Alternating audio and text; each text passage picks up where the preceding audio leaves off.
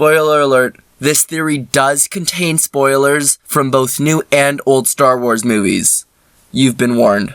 Star Wars The Force Awakens has been released for some time now, and with Rogue One half a year away, and Star Wars Episode 9, which doesn't really have a name yet, maybe Star Wars The Undying Force? I don't know, something cool like that. Anyway, with Star Wars Episode 9 3 years away, fans of the series are kind of left in the dark on a lot of things. Who are Rey's parents? Why is Rey so powerful without training? Does Luke know who Rey is? Well, me and my buddy have figured it out. The main topic fueling all of Episode 9, and it all revolves around Rey's father. Or lack of a father. You see, I believe Rey is a Force baby. Wow, I know, no one has ever thought of that before. Well, it goes quite a bit further than that. The only other Force baby we're introduced to in Star Wars is Anakin Skywalker, aka Darth Vader. A Force baby, for all of you who aren't huge-gantic Star Wars nerds, is a baby conceived by the Force. So basically, the Force is their father. A lot of people don't really care about Anakin Skywalker before he became Darth Vader.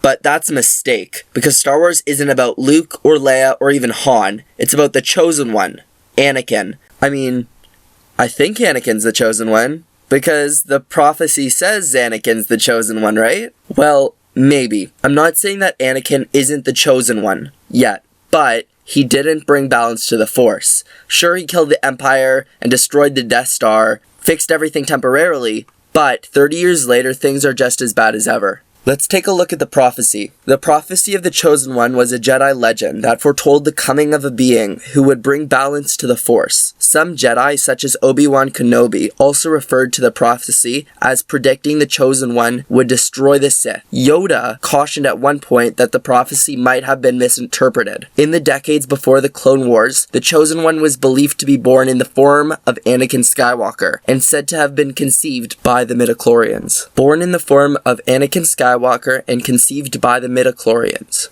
Interesting. Now, I know my theory is going to sound crazy at first, but bear with me. I believe Rey is the reincarnation of Anakin. After Darth Vader dies and is burned, he appears as a Force ghost. But what happens next? There were no Force ghosts in the new movie. In fact, the Force is considered a myth now. Rey didn't even believe in the existence of Luke Skywalker until she met Han Solo. Well, I believe the midichlorians got another woman pregnant. The same midichlorians that were in Anakin. When the First Order find Finn, Rey, and BB-8, they escape the planet on the Millennium Falcon. The only problem is they have 2 TIE fighters on their tail. Rey becomes a master pilot after 2 seconds of piloting the Millennium Falcon, which is a ship she has never piloted before. Rey says she has only driven 2 ships before, but the maneuvers that she was able to perform in that large of a ship were unbelievable. Except I can recall a certain young boy named Anakin Skywalker who was able to outdrive other professional pod racers with no experience at all and win a pod race. Rey was also able to fix the Millennium Falcon, a ship that had not flown in years. She seems to know a lot about ships. She was even able to override the suppressor on the Millennium Falcon's hyperdrive faster than Han. You know who else knew a lot about ships?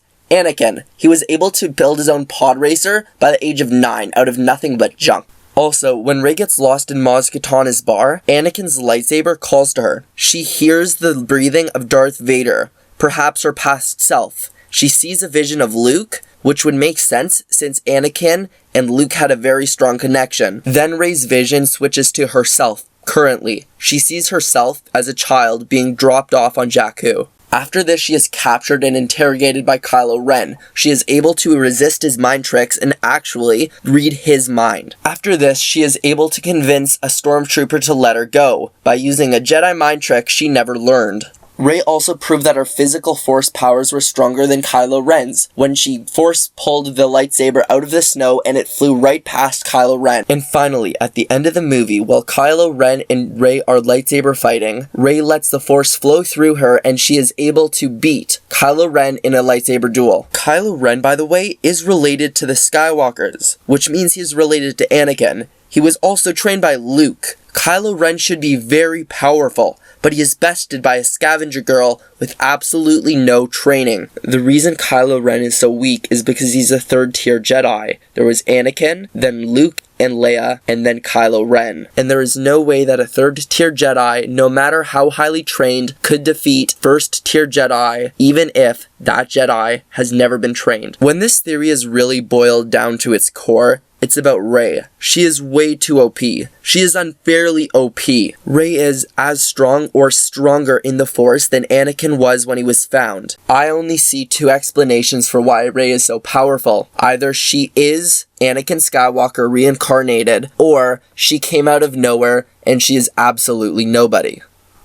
Thanks for watching, guys. Let me know what you thought in the comments below. If you liked the video, leave a like, and don't forget to subscribe for more awesome videos. I'm making at least one new theory a week. I have some really cool new theories in the works. I know you're gonna enjoy them.